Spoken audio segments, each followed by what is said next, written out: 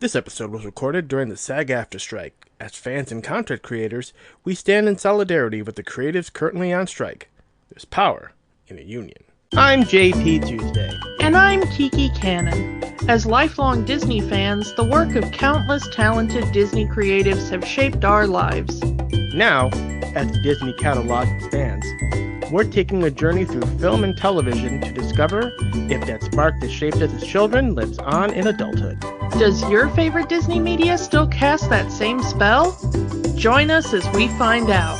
We are Rewatching the Magic. Hi, Kiki. Oh. Well, you've turned into a werewolf. Hold on, where are my silver bullets at? It's a were-ferret. Thank you. Yes, it's just all were animals get the ability to howl. People don't know that.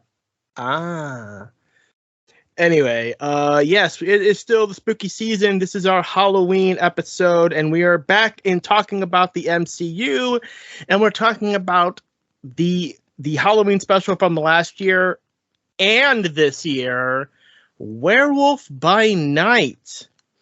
The original special was released last year in black and white, and just a few days ago, as this recording is happening, they've re-released it in color, which is a choice. I remember when the trailers for the special were coming out, and when the special actually released, there were some people who they did not want to watch a thing that was in black and white, and if you're one of those people who do not want to watch things in black and white, I feel sorry for you because, like, I can tell, I don't know about my co-host, but myself, I loved watching the original black and white Universal monster movies around Halloween time growing up. Oh, yeah. I mean, who doesn't like those old Universal monster movies? Apparently some, because there were people who just did not want to watch a black and white Marvel movie, or not even a movie, a 1 hour special. Yeah. Well, I mean, and this was also kind of based on a lot of the old Hammer horror films, which I love, and a lot of old B movies and stuff like that. So, I mean, this was very much when they announced that this was what they were doing, or at least this was how they were doing it. I was like, oh yeah, that sounds like my thing. I just feel bad because they did have Elsa Bloodstone in the parks, and nobody knew who she was. So none of you saw Werewolf by Night at all? Well, the thing is that, I mean, I think I told you the story when it actually happened, but I was at the park last year during the Halloween season, and I was in Avengers Campus and wandering around, and various characters were wandering in and out, and all of a sudden on a balcony, a character walked out, and I didn't see the character at first, but some people were going like, "Hey, there's a character up on the balcony," and they were like, "I don't know who that is. I don't know who that is." And I looked up, and I was like, "I also do not know who that is." And so I was in the park with our good friend Adam, who guests on the show a lot, and his lovely wife. And the three of us were standing there, and we were like, okay, I know every single MCU character. Who is that? And it took me a second, because all of a sudden I saw the bloodstone hanging from her belt. And I went, oh, it's the chick from Werewolf by Night, because I had just seen it before flying out to California. Adam and his wife had not seen it yet. So they had no context because they had not been able to watch the special yet. And I had watched it like, I don't know, the night before, or maybe even on the plane or something. I don't remember. But I didn't recognize her because weirdly, she was in color because it was a real life person.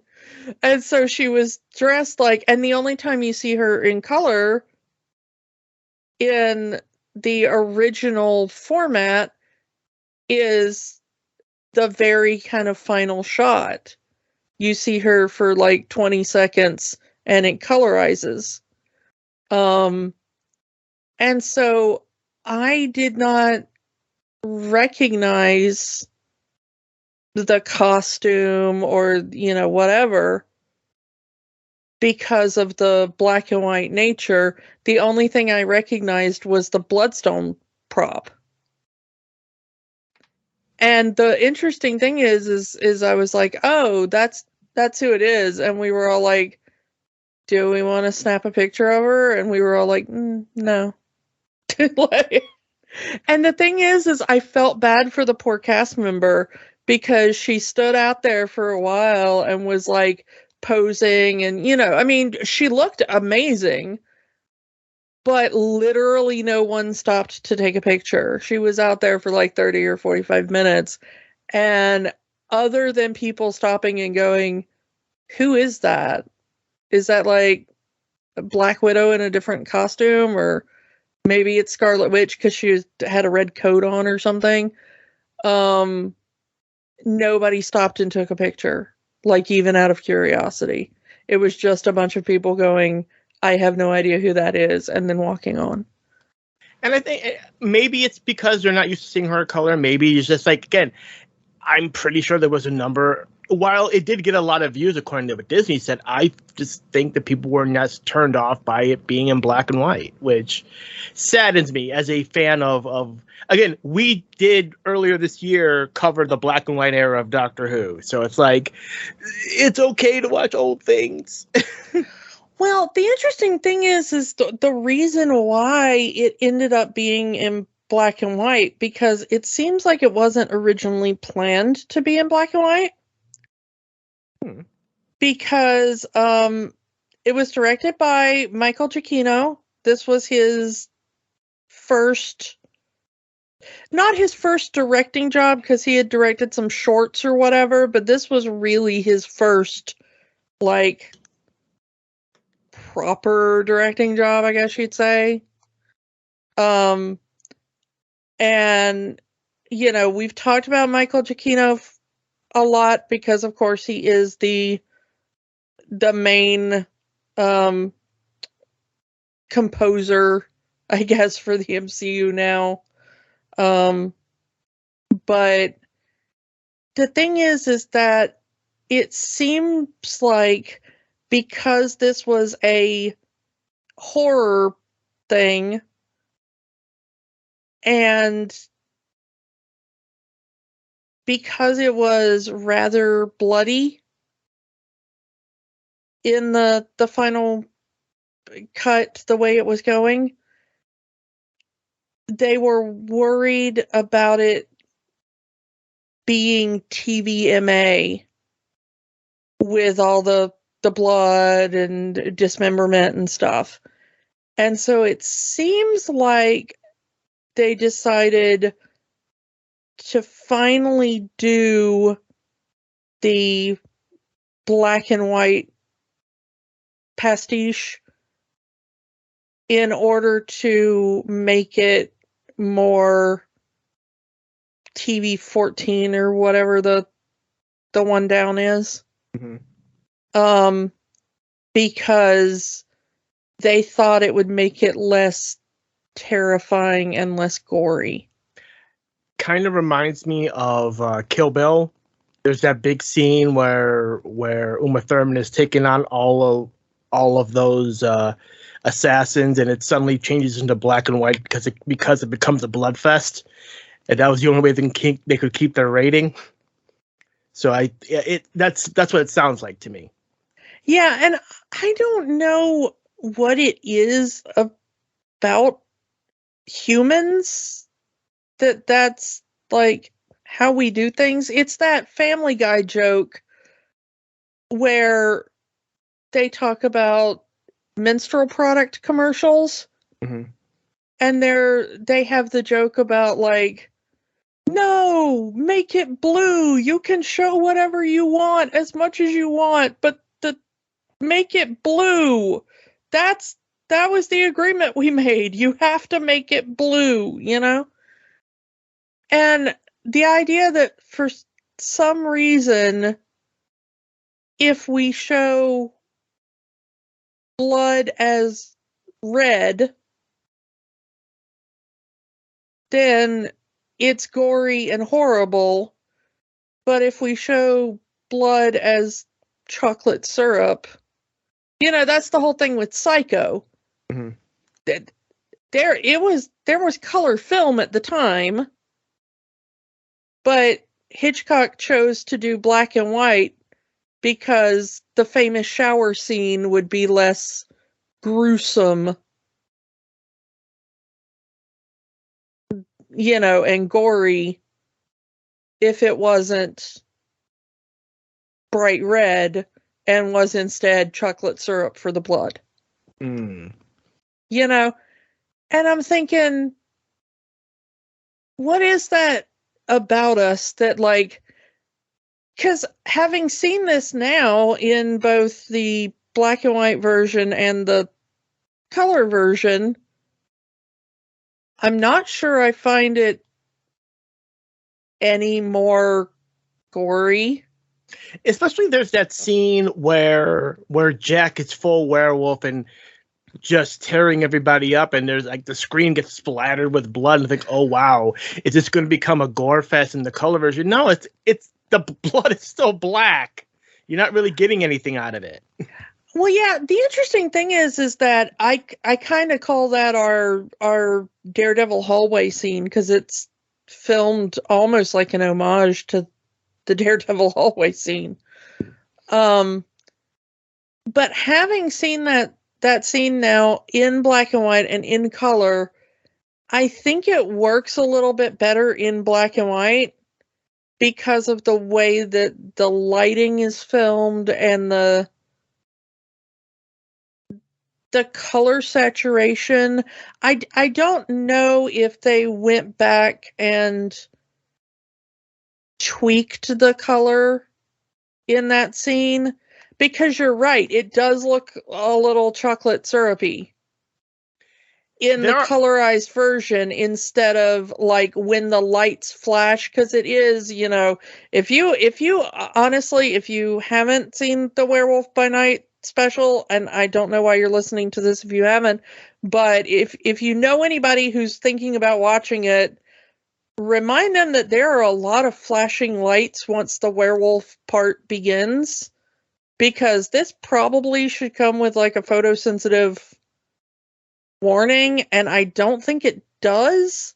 I may be wrong, but once the actual werewolf transformation part begins, they use a lot of strobe light effects to get across the, like, we're trying not to completely show the werewolf makeup, but give you glimpses of it to increase the terror, or we're trying to show the blood splatters as the lights flicker on and off, and Mm-hmm.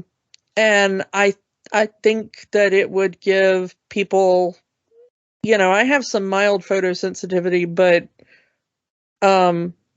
if you have like photosensitive epilepsy or something, this might be a bit of a trigger for you. It somehow is not as intense in the black and white version, at least for me. Yeah, I think that the color makes the photosensitivity a little worse. At least it was for me. I think in the black and white version, the flashing light effects are not as pronounced. But especially the fact that it uses so much red with the Elsa's jacket and also the Bloodstone effects. For some reason, that and the strobe light together, I think was a bit more triggering for my specific issues. Mm-hmm. It didn't, like, my stuff triggers migraines and everything, and fortunately it didn't do that for me in this time, but I was like, I think if this went on just a little bit longer, it could become a problem. So I don't know how other people would react to it, but I think you're right. I think it's less of an issue in the black and white. But there are things that I think come across better in color. Like the guards in the Bloodstone Manor in the werewolf scene, I didn't realize how much they evoked the TVA. With their sticks, their cattle prods. Yeah, they're cattle prods that are not quite pruning sticks, but it almost feels like the prop department was using a similar design. And same thing with the armor. You get a little more detail when you look at it in color because the definition comes across a little bit better.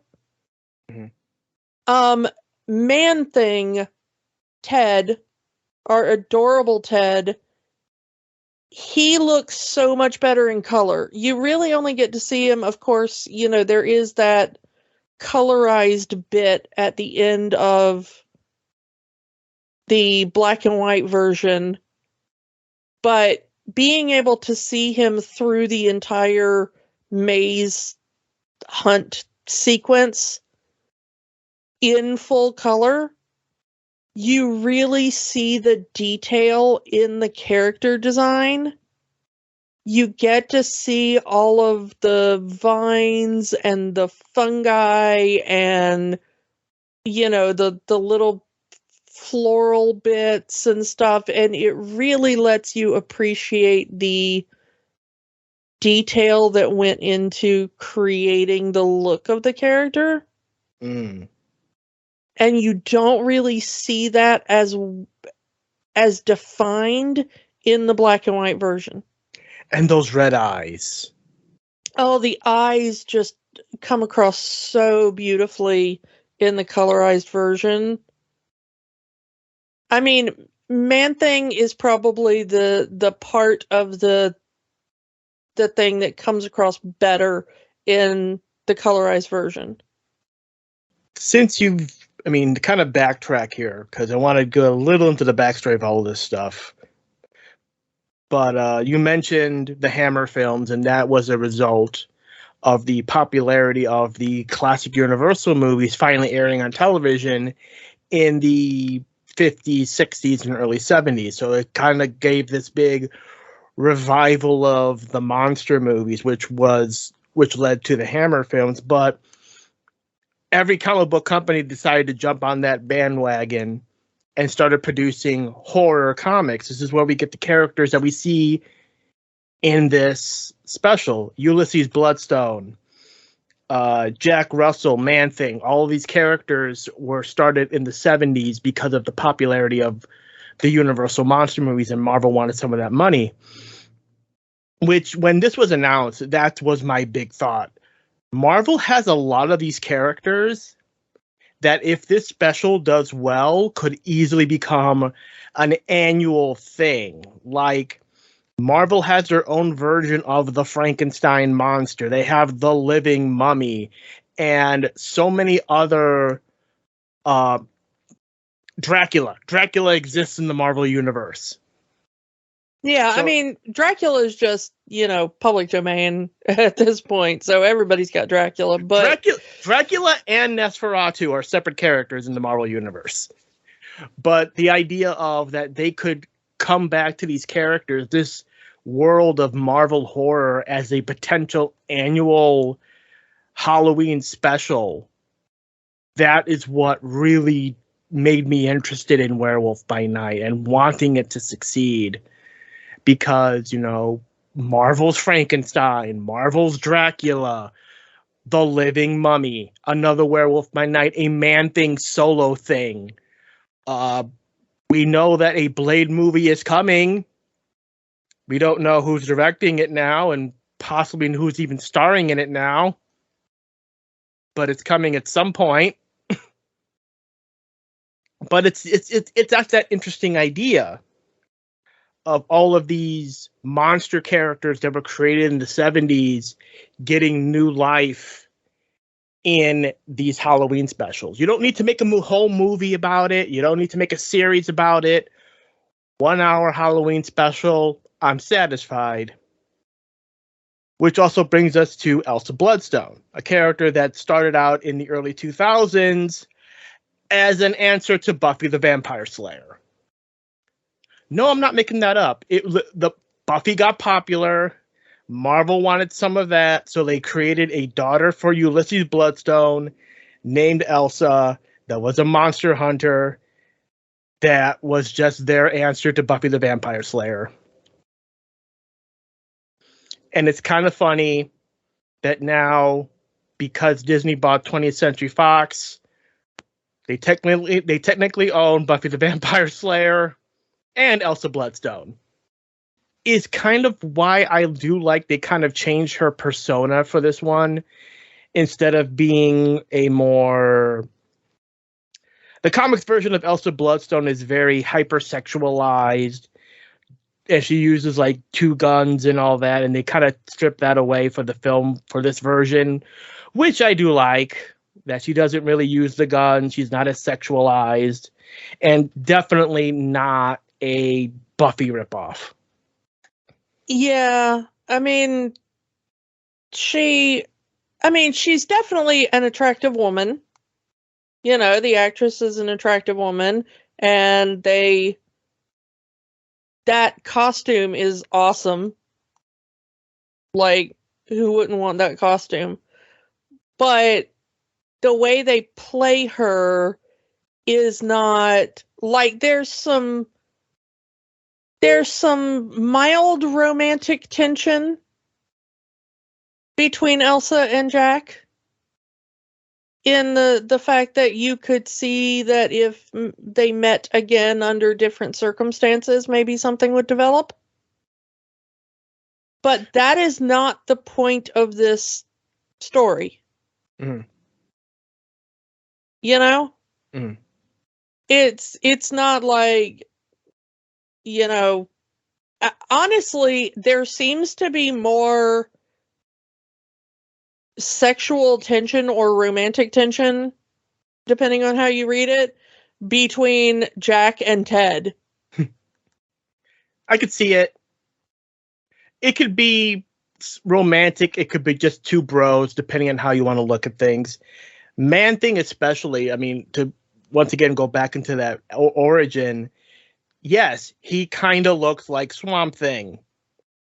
The beauty about it is both characters were created independently by both Marvel and DC at the same time, and their comics came out the same month.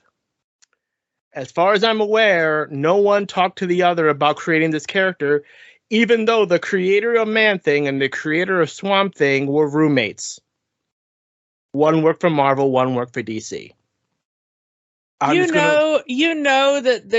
there had to be like some kind of mold infestation in the apartment or whatever.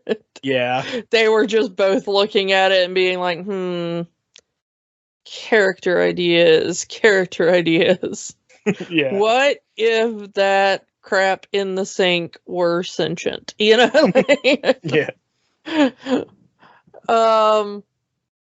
It is really kind of cool how they pull off Man-Thing.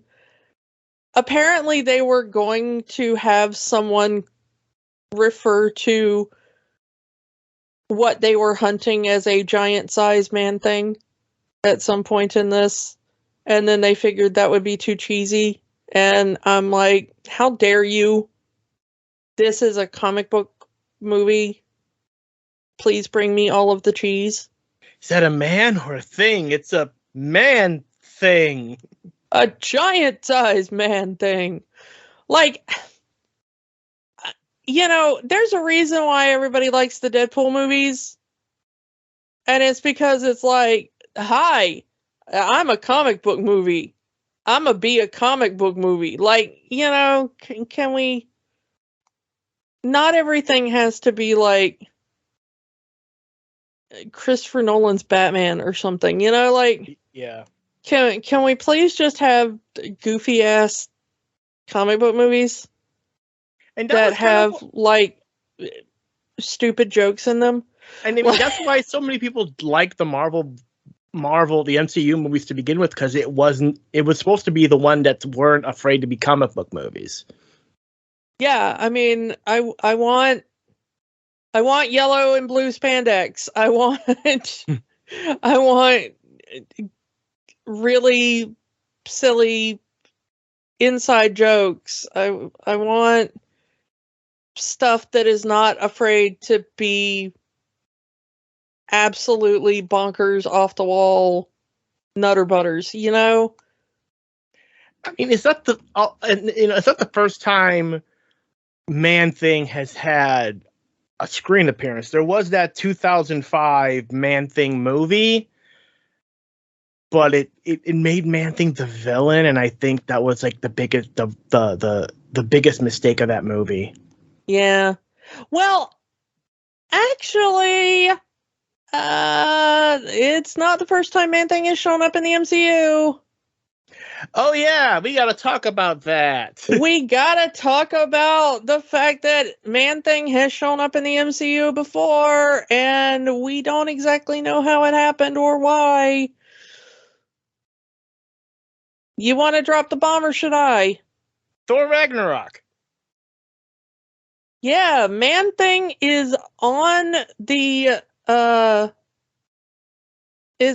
Goldblum's little tower there as one of his previous champions.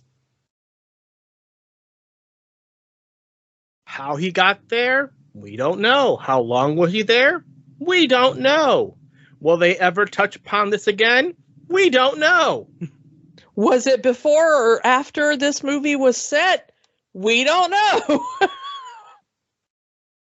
But, you know, I don't know if we mentioned it when we talked about Thor Ragnarok, but yeah, it's that. It's Beta Ray Bill and a couple of other random Marvel characters that have never been seen since in any MCU production.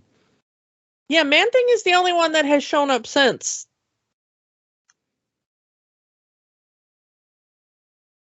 But, yeah, I think that they just thought when they put him up on the tower that it was like, oh, you know, I'm sure Taika was like, oh, this is a funny little Easter egg because nobody's going to make a Man-Thing movie.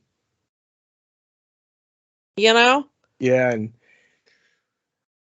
I was not expecting Man-Thing to be in this because I knew that it was going to be Jack is the werewolf and Elsa Bloodstone could be in it. Nowhere in any of the advertisements or anything even hinted at Man-Thing being even in this, or maybe I missed something. I don't know.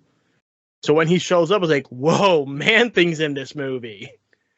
I had heard a rumor that Man-Thing might be in it, but I was like, I don't know, like, how do those two really fit together? Because honestly, I'm not, while I am a big Marvel Comics fan, I'm not the type of person who knows everything about every Marvel character. So both Werewolf by Night and Man-Thing are kind of in the portion of Marvel Comics where, you know, I'm not as up to speed. And so I was like, that seems like a weird combination to me, you know, because I didn't really know anything about either character. Also, I never really read Werewolf by Night because it has the dumbest title of maybe any Marvel comic. Like, Werewolf by Night. Yeah, that's when you're a werewolf. If it was Werewolf at Noon, that's an interesting premise.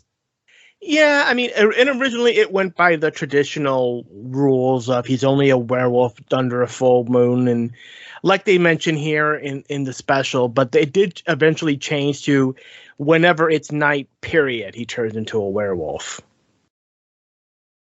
But still, that's kind of when you expect to find a werewolf. True. Like I said, if it's like Werewolf at Dawn, okay, that's an interesting premise. Maybe I need to look into that. You know? Mm-hmm. If it's Werewolf at exactly 7:45 a.m., okay, what's going on there? You have intrigued me. Werewolf by Night, yawn. That's when you expect a werewolf. You're not giving me anything. You're just a werewolf. Mm-hmm. You know? Mm-hmm. Werewolf when you expect him. Like, meh. So, I don't know. The monster designs in the Bloodstone Manor that you see, the two-headed creature, the vampire creature, like, it's very interesting to look at, and I hope that we see some of these monsters in the MCU. It would be so sad if this is the only time we ever see these kind of characters.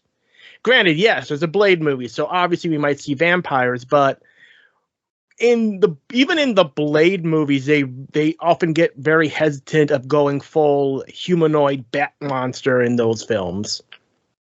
Well, the thing is that they apparently debated quite a lot about whether or not this was going to be Blade's first appearance in the MCU. Apparently, Feige and Giacchino really sat down and was like, is this where we want to pull the cord on Blade? Because they've hinted at Blade in a couple of other things. We've heard his voice. You know, but there was apparently a lot of behind the scenes talk about, do we want him to cameo at some point in this special?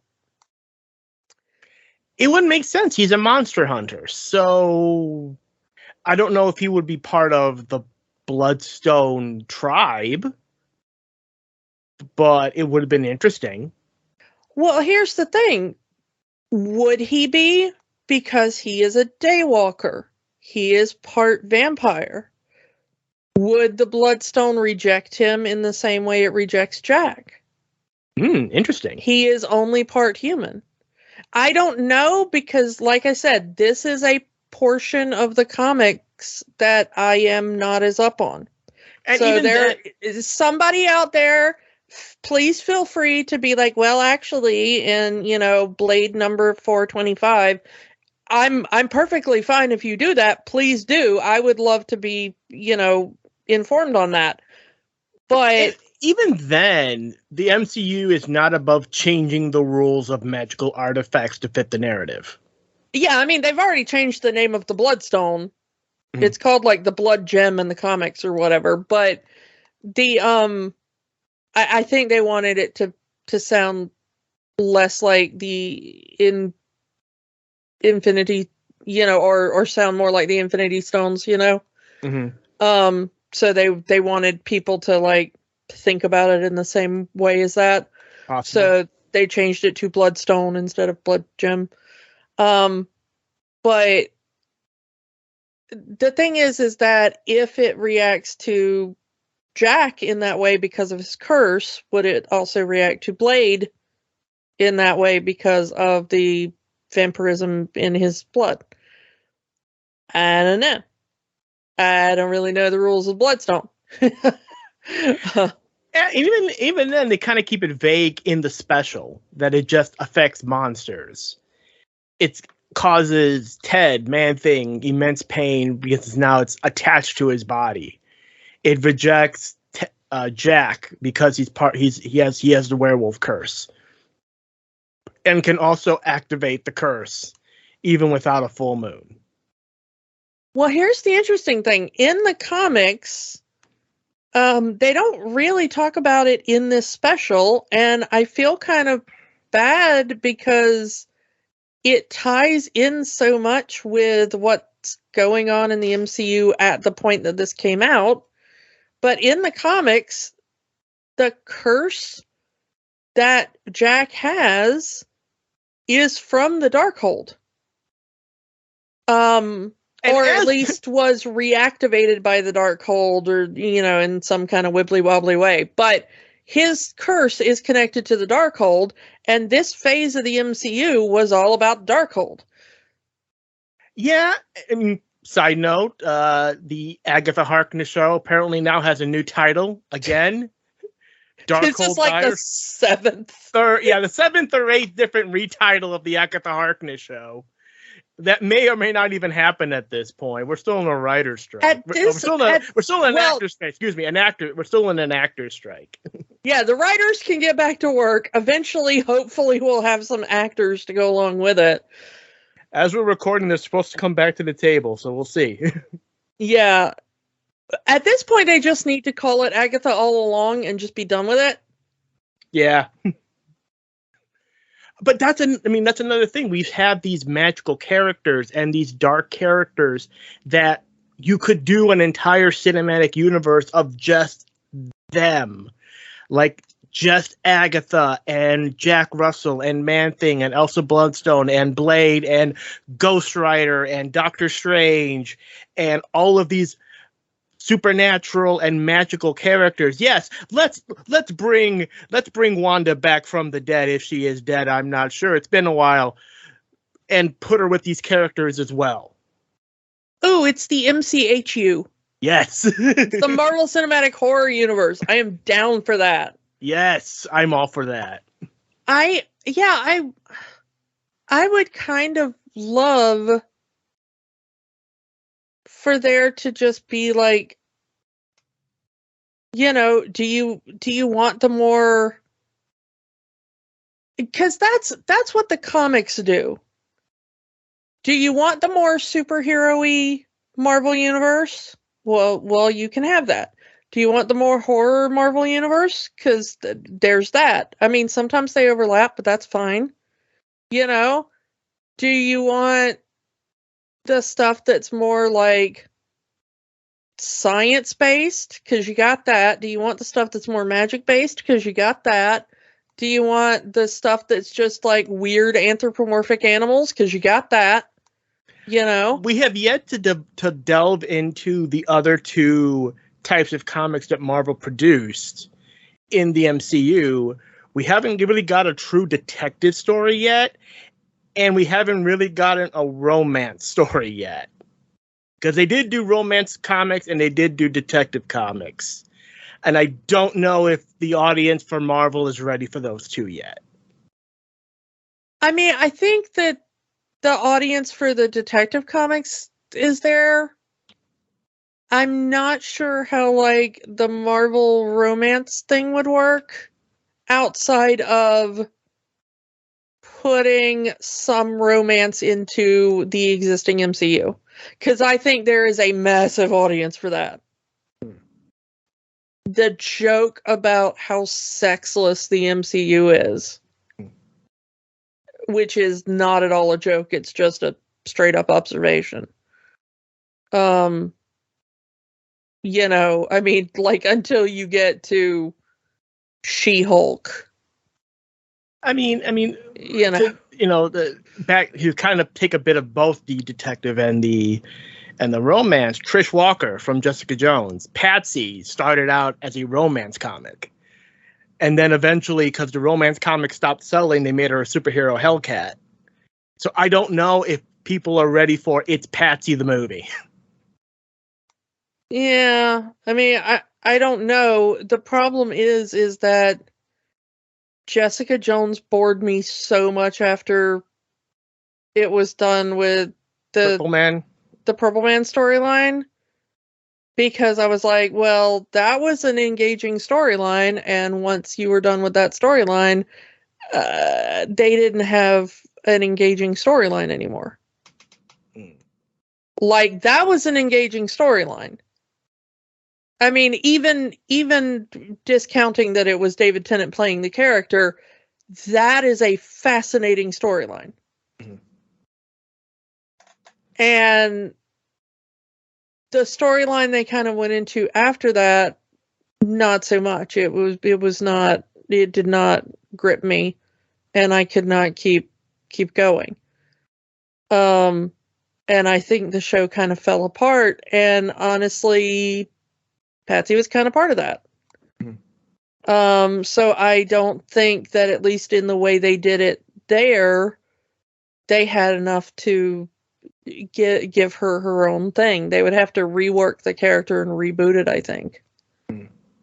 I don't know. We'll see what happens with Daredevil, because they're having some trouble with that right now. Oh yeah. They fired all the writers and completely restarted the writing process because it just wasn't working the way they wanted it to. Yeah. Things are not all that well in the behind the scenes of the Marvel Cinematic Universe these days. We will see what happens, if anything happens. Yeah. But back to this. You talked about the little bromance between Jack and Ted. I want to talk about... I didn't talk about the bromance. I just called it a straight up romance. But I wanted to talk about the other side of the coin here, is the odd relationship between Elsa and her stepmother. Because I think it's an evil stepmother situation. Like, she comes home, her father has died. Like, she hadn't seen her father in, I think it's 20 years, they say. Yeah. So she comes back. She only comes back home after he's dead, which she kind of calls him out on. She kind of calls Elsa out on, and then it's like, oh, you want your birthright? Well, you got to earn it.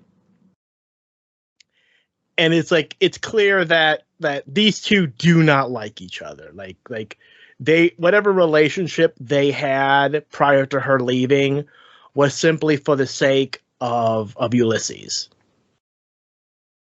We don't even know what happened, at least in this version of events. In the MCU, we don't know what happened to Elsa's mother. Was she killed by a monster? We don't know. All we know is that at some point he remarried, and stepmother doesn't seem to like Elsa all that much, especially for the fact that Elsa left. And as stepmother says, you know, you haven't been keeping up with your training. Well, I haven't been keeping up with my father's training. So that itself is an interesting story thread. Is that obviously Ulysses has been training Elsa to be the new leader of the Bloodstone Guild, or whatever this thing is called, and she just didn't want it to go off and do her own thing. I don't know. I feel like that could be a series somewhere down the line. Like, there's so much there, and yes, having Ulysses already be dead is I feel like a bit of a loss, but okay, let's just point something out here. Mm-hmm. All right. Yeah, Ulysses is dead, but are there giant air quotes around that, maybe? He turned his corpse into an animatronic. Well, he turned something into an animatronic. But look how dusty that thing was. And how kind of decayed. Like, how long have they been waiting to do this, like, hand over the Bloodstone thing? This is a really important artifact. Don't you think they would have, like, gathered some people a little bit sooner than it looks like that corpse has been sitting around? Who knows? Again, they never state how long he's been dead. Yeah, well, that's what I'm saying. Like, she's like, oh, yeah, you've been gone for 20 years. And I gotta say, that corpse looks like it's been sitting around for 20 years. So you think that she left when her father died and then they decided 20 years later? Because the thing is that, you know, evil stepmom keeps saying, like, your father always had hope you'd come back. But, like, so the thing is, like, he hasn't been dead for 20 years. And they make it sound like he just died. And all the people are like, oh, you know, we're coming to pay respects to him. Like, they're making it sound like this is like he's just died and this is the funeral or whatever. But like, that thing is dusty as hell and like really desiccated. That thing's been sitting around for a while. So it's possible that Ulysses isn't even dead. I mean, I kind of feel like it's a possibility. I'm not saying is the truth, but it's if Ulysses Bloodstone is still alive, he clearly didn't tell his wife. Well, yeah, that's what I'm saying. Here's the thing, though, is that wife clearly wanted Elsa dead. Yep. Okay, because like she makes it clear is that yes, she is here because she's Ulysses' daughter. She's getting a pass because she's Ulysses' daughter, but she will receive no special treatment. She's fair game as all of you. If you happen to kill her, oh well. And then she's like very much trying to murder her at the end. Yep. Because she wants, like, if I think that her plan was to either kill everybody else and keep the Bloodstone, or to have one of the other people, not Elsa, have the Bloodstone and then just kind of control them. Because she knows how to use the Bloodstone. She uses it quite a few times in the second half of the special. And if Ulysses was still alive up until very recently, how does she know how to use it? Because he would have carried it on him the entire time. True. Unless he taught her how to use it. It's possible. Again, Elsa's been gone for 20 years. He probably needed to teach someone how to use the Bloodstone. I don't know. Though I do like in the black and white version, the Bloodstone is the only color you see in the entire special up until the end. Yeah. I mean, I do like, one of the things I like about the black and white version is that it's not entirely black and white. There are moments of color. Mm-hmm. And it is very specifically used. Yeah, you get the Bloodstone, and also whatever the Bloodstone reflects off of is in color. Yeah, and the magic it emits, you know, that little red mist, is in color as well. And shout out to Eric Voss on New Rockstars, because his Easter egg video was where it got pointed out to me that the Bloodstone is on screen, but does not begin to glow red until Elsa walks in the room. They open the case for the Bloodstone. People are walking around the Bloodstone. They're like, ooh, look, Bloodstone. And then Elsa walks in the room and the Bloodstone lights up red. She is the rightful heir. And yeah, and it's because, like, oh, look, I have recognized my rightful owner. You know, Queen Bee has walked in the room. And at first you might think, like on first viewing, you might think it's because Jack is coming near it. It's possible. Because he's about to touch it.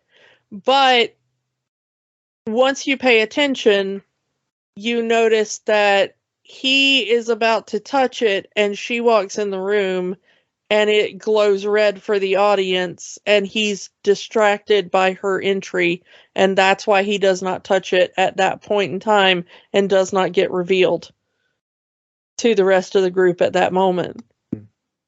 So she actually kind of saves both his life and Ted's life at the beginning of the film just by walking in the room, which is kind of fascinating to me. As cool as it looks, a tuba shooting out flames is not as cool as an electric guitar shooting out flames. Shout out Mad Max. I don't know. I kind of like the flaming tuba. Tuba of death. Yeah, I mean, tuba of death is probably going to kill the tuba player more than it's probably going to kill anybody else. It is kind of interesting, and I like the idea that they don't go for something else. Like, I've seen bagpipes that shoot fire and trombones that shoot fire. This was my first time seeing a tuba shoot fire. So that was new for me. I will mention that watching the colorized version for the first time, there are some scenes where they put some kind of filter on it to make it look like a colorized black and white movie. At least to me, that's how. There are some scenes that look like it. They intentionally made it look like a colorized black and white film, even though this technically was filmed in color.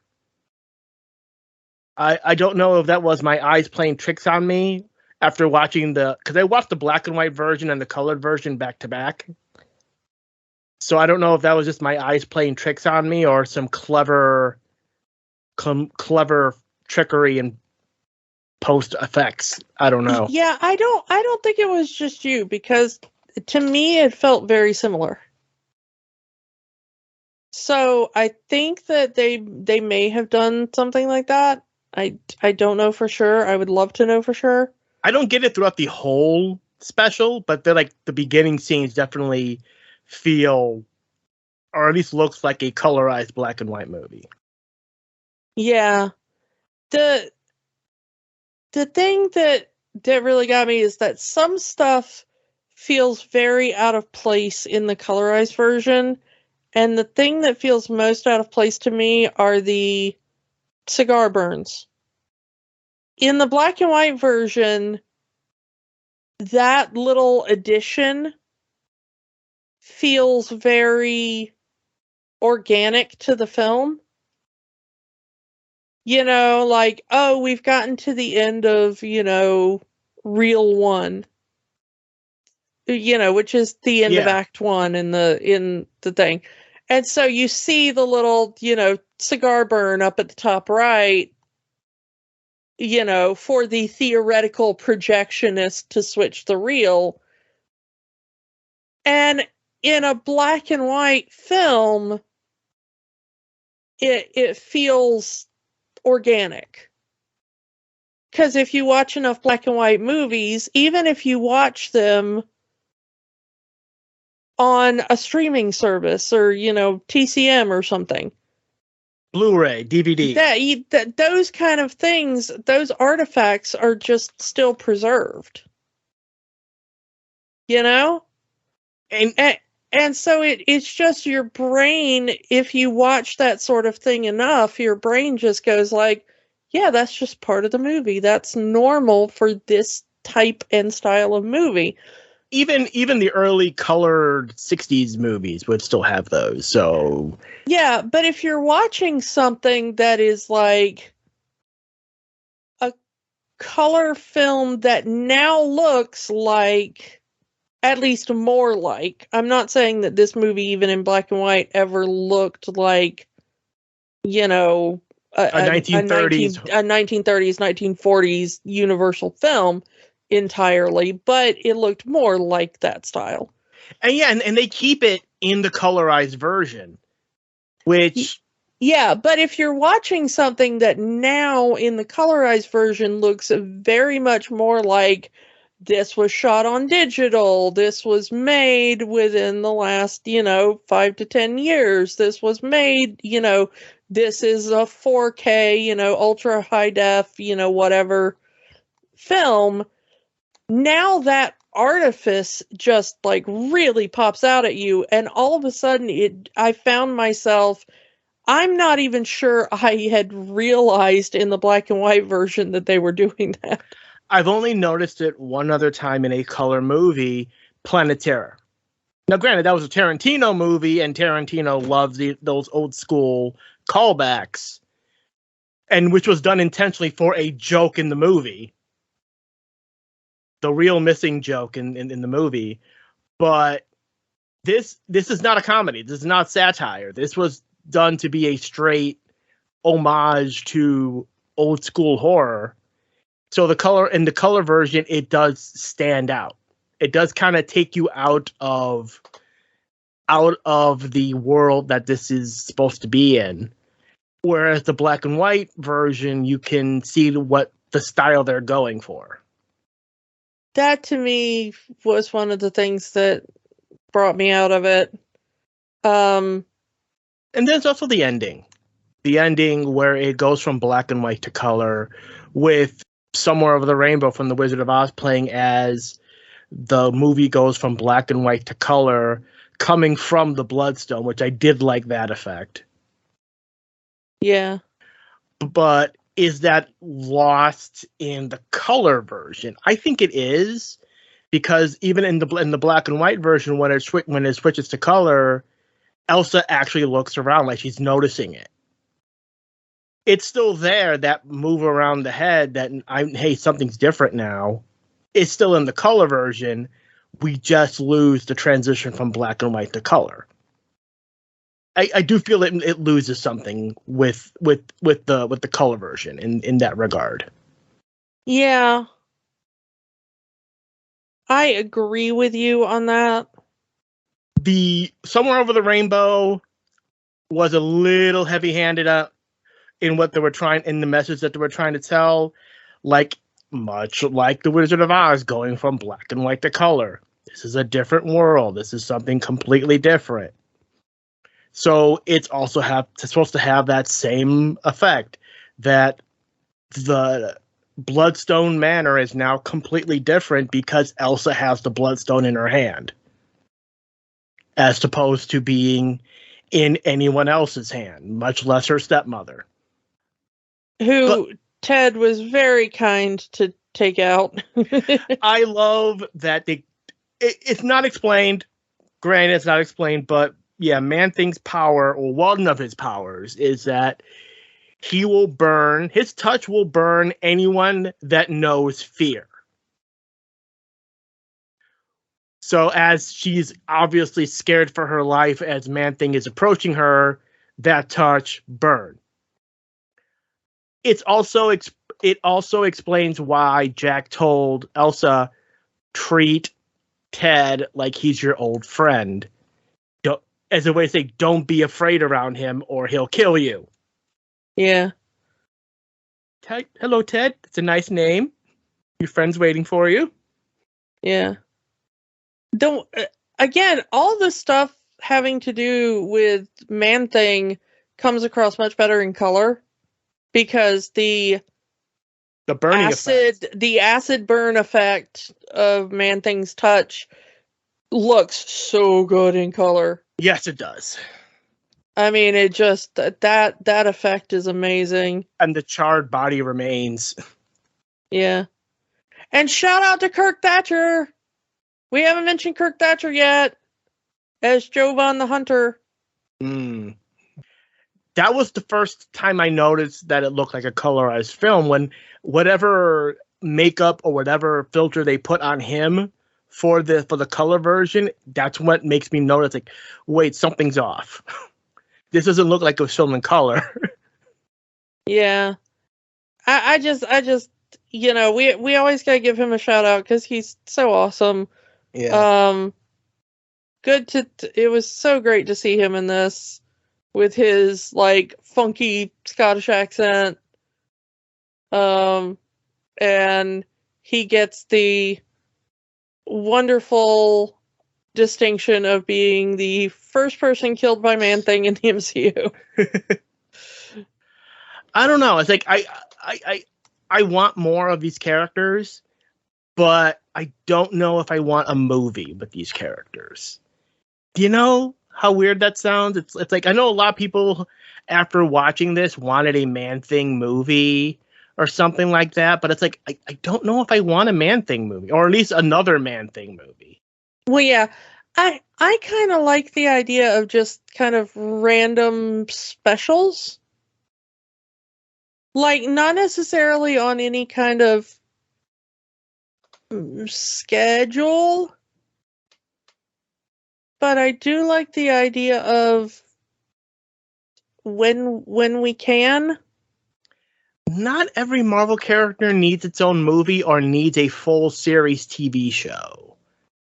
And so just these one-off movies, or at least a series of 1 hour specials over the course of whatever many years, I can be satisfied with that. Like, I don't need a Werewolf by Night full movie, but if I got another special every 3 to 4 years that tells me what these characters have been up to, I'd be okay with that. A Elsa Bloodstone special, a one-off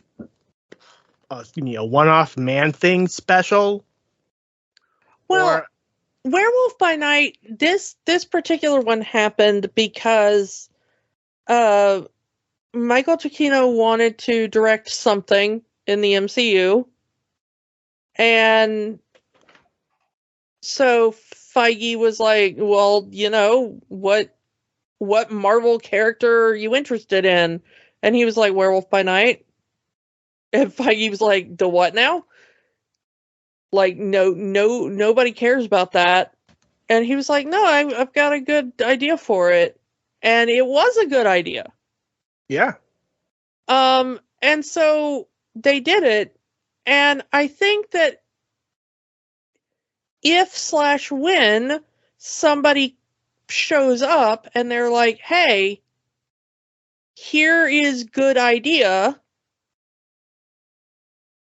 I think you should, jump on good idea. But I don't think that you should be like, oh, look, it is the time for another Werewolf by Night. Make someone write a Werewolf by Night. Like, can we not do that? That I can agree with. Like, if somebody shows up and goes, hey, I've got an idea for a Man-Thing movie. Is it good? Let's look at it. This is good. We will make this. I would rather that than, like, now is time on schedule for Man-Thing. Make Man-Thing. Like, I don't want that. You know? I mean, I think that's also what led so many to the Marvel burnout. It's just movies. It becomes less of what's the next big adventure to, well, it's time for the next blah adventure. It's time for the next this adventure. It's getting time for the next team up. But these one-off specials, I want more of them. Like I said, not everyone deserves their own movie. Sorry to anyone who may want their Mojo movie or their... I can't even think of a random character. Yeah. Arcade. If you want a Marvel arcade movie, no. But a one-off arcade special or one-off... Bullseye special, I don't know. I guess I'm just grabbing random Marvel characters that I know in my head. I mean, we know at least one person who would like a Beta Ray Bill series or something, like, a movie, yeah. I mean, yeah. I wouldn't mind a one-off Beta Ray Bill 1 hour special, because I don't think he's ever going to get a movie. So I'm okay with that. Like, give us the occasional one hour special, and to tell a good story, an interesting story. Because this one says you can do a one-off, and it can be really good. My only concern is that since Marvel is obsessed over the whole everything fits together, uh, everything, like it all comes together at the end, how are they going to shoehorn these supernatural characters into a situation where they may not fit? Yeah. Like, I'd be cool if they didn't already set up the next Doctor Strange movie, that maybe having Elsa in it in a small role, maybe, but I still feel even in that situation it's forcing it. Yeah. So I'm okay with this being a one-off. If this is just a one-off, I'm okay with it. And I kind of want more of these one-offs. Give me a one-off 1-hour special ideally every year. I wouldn't mind that, but if that's not in the plans, so be it. I mean, we got 2 last year. We got this and the Guardians Holiday Special. I don't want them to just be known as holiday specials either, because I don't want. Okay, you know what? It's kind of in my head. The Deadpool Easter special might actually be cool, but let's not go there yet. Yeah. You know what? Give me a 1-hour Gwenpool special, and I'm okay. You don't need to give me a movie. You don't need to give me a series. I'm cool with that. Yeah, and Squirrel Girl at the very least deserves, like, Something. A live action special. We have a couple of actresses that could play her. Yeah. So a one-off 1-hour unbeatable Squirrel Girl special. Cool. I'll take it. Yeah. If they can get their deal with the actors straight, and if they can get their we've been hearing news about the writers, the news stories of writers now being more a part of the creation process versus Feige and the executives, which should have been that way from the beginning. Yeah. So yeah. Let's wrap this up here. So Kiki, does Werewolf by Night, the black and white or color version, have the magic? I think it has the magic, and I think I prefer the black and white version. I'm going to agree with you. This story has the magic. I prefer the black and white version. I can understand that the color version might appeal to a wider audience, but the throwback style of the black and white version, especially, and I forgot to talk about this, but the cinematography in the black and white version, in both versions, obviously, is such a great homage to the 1930s Universal horror movie. The same camera cuts, the same camera styles, the in the shadows transformation of the werewolf. It's just such a great homage, and it works better in the black and white version for me. If you prefer the color version, more power to you. But for me personally, this works better in the black and white version.